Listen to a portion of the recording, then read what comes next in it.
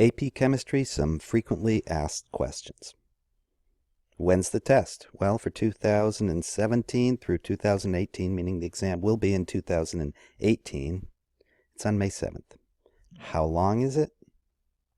3 hours. What are the prerequisites for this course? This information all came directly from the College Board, and here's the website if you'd like to take a deeper look at it. So this comes from the original source. Students should have completed successfully a general high school chemistry course and also some algebra too, meaning this is your second year of high school chemistry. There may be some students taking this course that have not done so. What's the format of the test? Well, it begins with 60 multiple choice questions. You have 90 minutes to perform them. That sounds like 1.5 minutes per question, and that's half of your exam score. Oftentimes students think of this as the place where you can pile up points, because the section 2, the free response question, is oftentimes considered challenging. There's 7 of them, 3 long, and 4 short, and this is, you get 105 minutes for this, and this is the other half of your exam score. Timing is obviously important so that you can have the time left to answer all 7 of the free response questions. It also is a bit of an endurance test to be able to have the mental acuity to perform well on questions, let's say 6 and 7.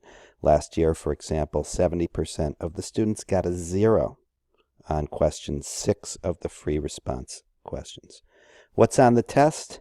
Well, students would say the big 6, the major topics: atomic structure, intermolecular forces and bonding, meaning intramolecular forces, actual bonds, chemical reactions, kinetics, thermodynamics, and equilibrium.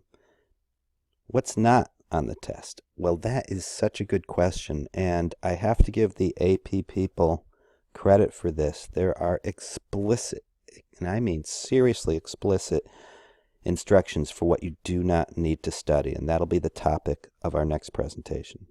What scores get college credit? Well, it varies from college to college, and some do not give it at all, but you can at least say what the scores mean. You're not going to get college credit for a 1. You might for a 2, but I don't think many do. 3, you are qualified to receive college credit. Congratulations. 4, you're well qualified. 5, you're extremely qualified. My own personal experience is to not emphasize this too deeply, especially if you're as a teacher.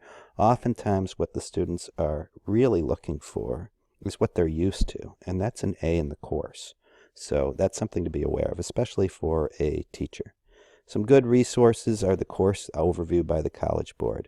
This is an incredibly useful document. It's also incredibly long, but if you can parse out the parts that are really useful, especially what's not on the test, you will be well served. And that will be the subject of our next presentation.